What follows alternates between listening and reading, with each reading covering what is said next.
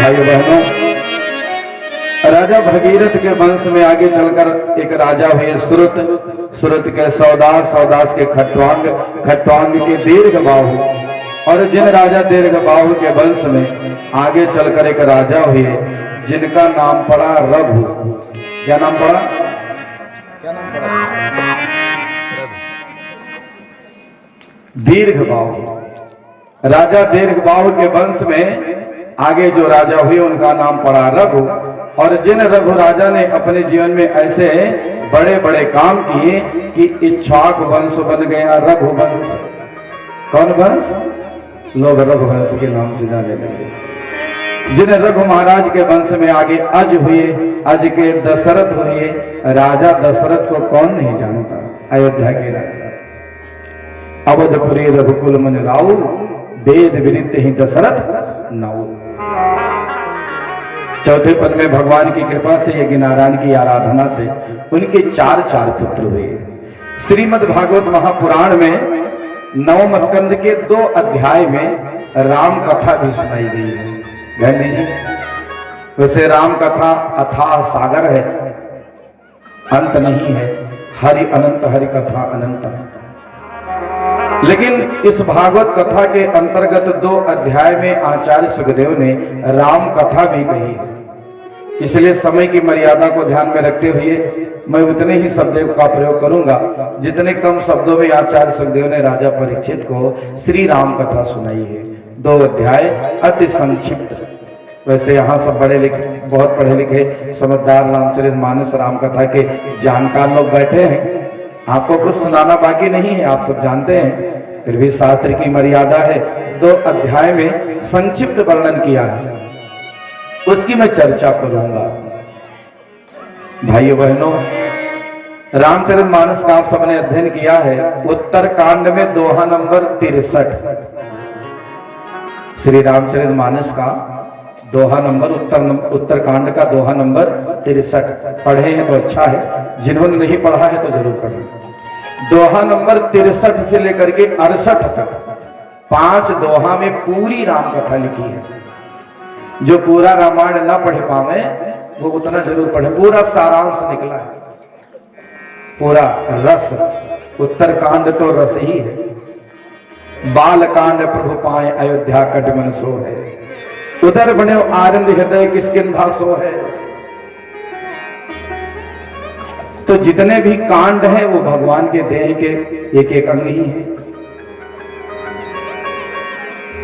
उत्तर कांड रस है, इसलिए दोहा नंबर 63 से लेकर के 68 तक भागवत जी में भगवान के जिन लीला चरित्रों का संक्षिप्त में वर्णन है उसी को पूज्यपाद गोस्वामी तुलसीदास जी ने वैसे का वैसा भावानुवाद कर दिया है काकभूषुंडी और गणु जी के माध्यम से।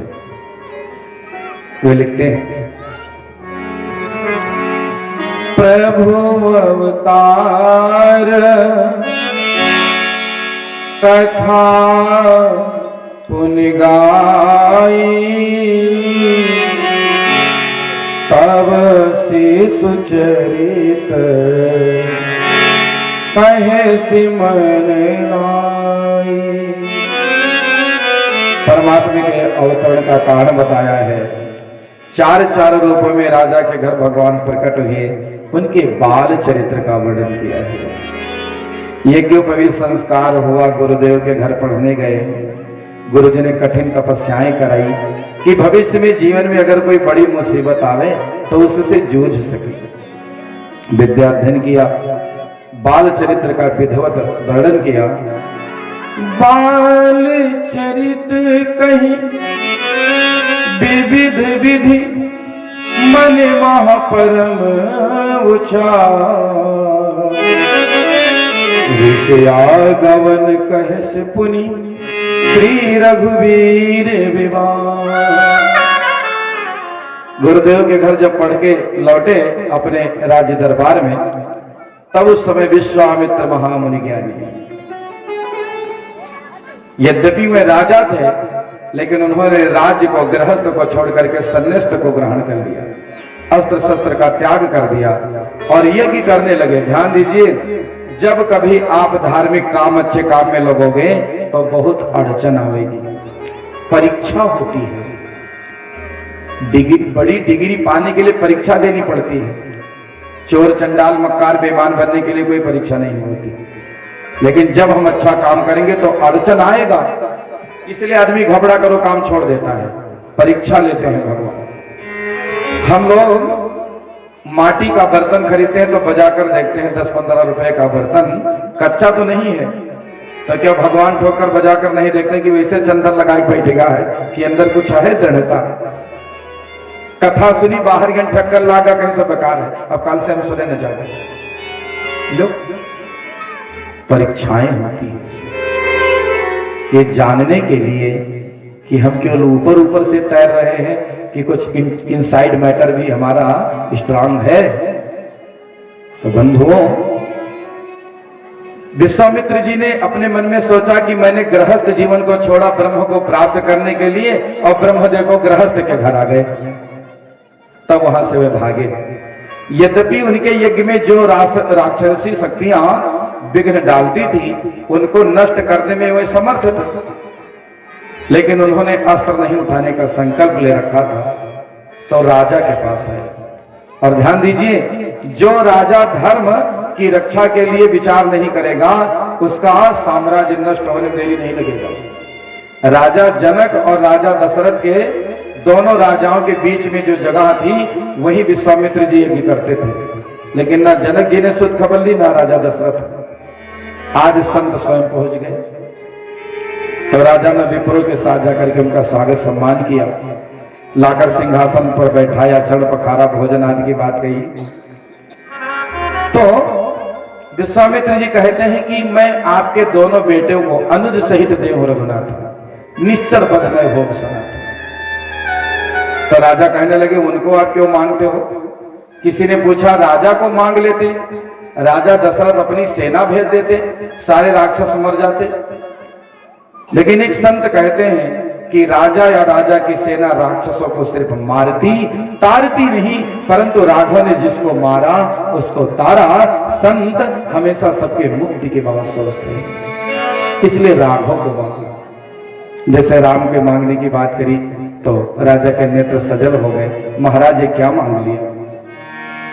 राघव को मैं न दूंगा मुनिनाथ मरते मरते, मुनिनाथ मरते मरते मेरे प्राण ना रहेंगे। यह दान करते करते, यह दान करते करते राघव को मैं न दूंगा। गुरुदेव वशिष्ठ ने सोचा कि वैसे ही विश्वामित्र जी से हमारा पुराना विरोध है, यदि राजा ने राघव को दिया नहीं तो फिर ये समझेंगे कि अपने शिष्य को पहले ही इन्होंने बहका दिया। गुरुदेव तो जानते हैं कि राम सच्चिदानंद दिनेशा, उनको कौन मार सकता है। इसलिए राजा को समझाया कि चिंता मत करो। माताएं रोने लगी तो कहा चिंता मत करो। अच्छा, माताओं को और सब बात में पहले ज्यादा चाहती बढ़िया बहुरिया आवे। मैया को तो एक बहुरिया चाहिए भाई, जो बेटी की तरह ख्याल रखे।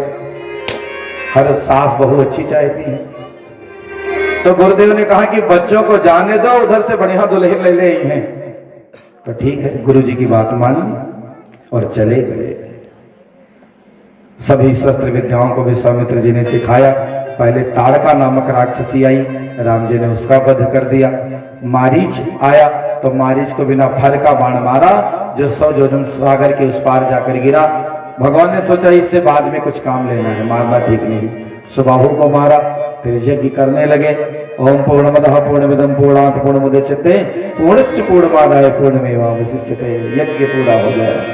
तब तक राजा जनक के तरफ से धनुष यज्ञ की पत्रिका आ गई। विश्वामित्र जी ने कहा कि देखो राघव, जिस काम के लिए मैंने आपका आह्वान किया था हमारा पूरा हो गया। हमारी कोई जबरदस्ती नहीं है, लेकिन यदि आप चाहें तो एक यज्ञ और पूरा कर दीजिए। राजा जनक का धनुष यज्ञ वे तो जानते ही थे सारी घटनाओं के बारे में। राम जी सहर्ष तैयार हो गए, गुरुदेव के साथ चल पड़े। रास्ते में महाराज गौतम ऋषि का आश्रम पड़ा, जिनकी पत्नी अहिल्या पत्थर हो गई थी। कथा के बारे में आप सब जानते हैं, मैं विस्तार नहीं करूंगा। जाकर के स्पर्श किया है और वो पुनः उनको मुक्ति प्राप्त हो गई, शरीर प्राप्त कर लिया, पति के लोक को चली गई। आगे जाकर गंगा जी में स्नान किया। गंगा के अवतरण की पूरी कथा विस्तार से विश्वामित्र जी ने बताई है कि राघव तुम्हारे पूर्वजों के द्वारा, भगीरथ के द्वारा गंगा जी यहाँ प्रकटाई गई हैं। फिर राजा जनक के यहाँ पहुंचे, बगीचा में ठहरे। विदेह राज को जब खबर मिली कि गुरुदेव विश्वामित्र आए हैं तो वे आए और दोनों बालकों को देखकर जो विदेह थे वो देह की सुधि देख करके भगवान को मानो ब्रह्म तत्व की प्राप्ति हो गई। आंखें टकटकी लगाकर खड़ी रह गई। तो गुरुदेव ने उनका परिचय बताया, फिर स्थूल परिचय दिया। अपने आश्रम के आगे जाकर के एक बगीचा में जो राजा का महल था संतों के रहने के लिए, वहीं ठहराया। फिर दोनों भाई गुरुदेव के लिए पुष्प वाटिका से पुष्प लाने गए। श्री जानकी जी से मुलाकात हुई। राम को देखकर श्री जनक नंदिनी बाग में जाके खड़ी की खड़ी रह गई। राम देखे सिया मां सिया, राम को चारों अखियां लड़ी की लड़ी रह गई। सबने यही प्रतीक्षा और भगवान से प्रार्थना करी कि यह विवाह हो जाए। क्यों? राजा जनक के पास एक धनुष थी शंकर भगवान की, जो राजा जनक पूजा करते थे प्रतिदिन। एक दिन उनको कहीं जाना हुआ तो अपनी बेटी जानकी से कहा कि आज धनुष की पूजा कर देना। राजा जब लौट कर आए तो देखा कि धनुष के नीचे सब पोछा, साफ सफाई। वो कहने लगे इसको कोई डिगा नहीं सकता, कौन उठाया? जानकी जी ने कहा पिताजी मैंने। तब राजा ने वैभव को, उनकी प्रभुता को जान लिया और संकल्प लिया कि जो इस धनुष की प्रतिष्ठा चढ़ा देगा या उठा देगा उसके साथ मैं ब्याह करूंगा।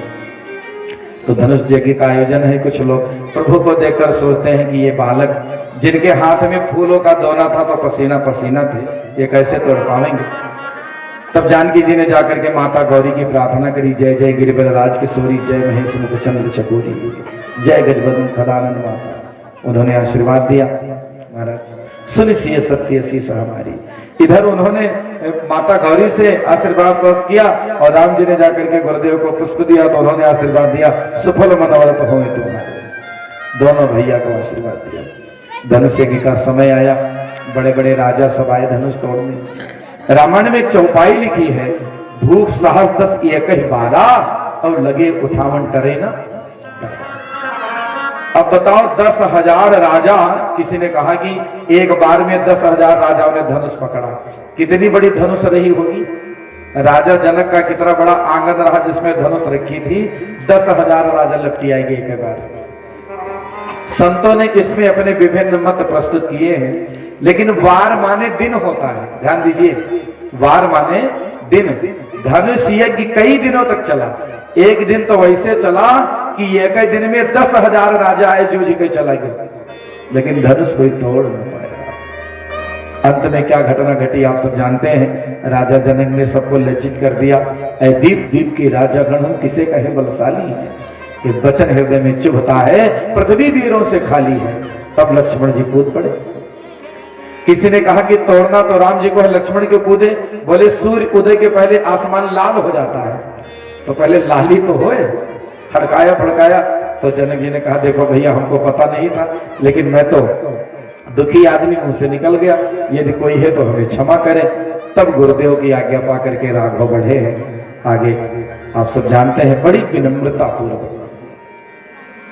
आज के युग में सबसे बड़ा काम है सम्मान को पहचाना। 10-50 आदमी पहचानने लग जाते हैं जिसे उसके अहंकार का इतना कद बढ़ जाता है कि कहना क्या। इसलिए भैया जिस दिन आदमी का घमंड बढ़ता है उसी दिन भगवान पूर्ण विराम लगाए देते हैं। इसलिए ईश्वर करे घर बढ़े, बल बढ़े, परिवार बढ़े, धन बढ़े, मान सम्मान बढ़े, लेकिन अभिमान न बढ़े। और जिसका बढ़ा वो चले गए। कंस गया, रावण गया, चले गए अंग्रेज, बड़े बड़े अभिमानी चले गए। हम आप किस खेत के मूली हैं? हम लोग तो मूली भी बहुत मामूली है। इसलिए अभिमान मत करना मेरे भाई बहन। राम जी विनम्रता पूर्वक उठे, धनुष की प्रतिष्ठा चढ़ा दी। ऐसे महाराज धनुष टूटी है कि सब चौधी आ गए जितने वहां थे। उसकी टंकार पहुंची।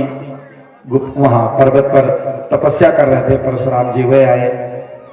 राजाओं ने उससे पहले योजना बनाई कि जबरदस्ती करके सीता को हम छीन लेंगे, लेकिन जब परशुराम जी आए तो सब डर के मारे चुप बैठ गए कि इनसे मत बोले, 21 बार मारी नहीं। फिर कहीं घूम गया फरसा तो अपना नाम और अपने बाप का नाम बता बता कर प्रणाम करने लगे। हमारे घरे गए और हम बहुत सेवा की ना सब बैठे। तो उन्होंने कहो जनक को मूर्ख कह करके कहा कि धनुष किसने तोड़ा है। उससे पहले राजा जनक ने जानकी को आशीर्वाद दिलवा दिया, गुरुदेव विश्वामित्र जी ने राम जी को आशीर्वाद दिलवा दिया। जब धनुष लेकर के संधान किया है, चढ़ाया है, वह जान गए कि प्रभु हमारे आ गए, प्रणाम करके चले गए। सूचना भेजाई गई अयोध्या में। विश्वामित्र जी कहते हैं धनुष टूटी, ब्याह हो गया, लेकिन जो अपना वैदिक कर्मकांड है उसको करने के लिए सूचना भेजी जाए। जब गए हैं तो अवध नगरी से बारात तैयार हुई है। भरत जी और शत्रुघ्न जी अयोध्या थे, वे सब तैयार हुए और चल पड़े।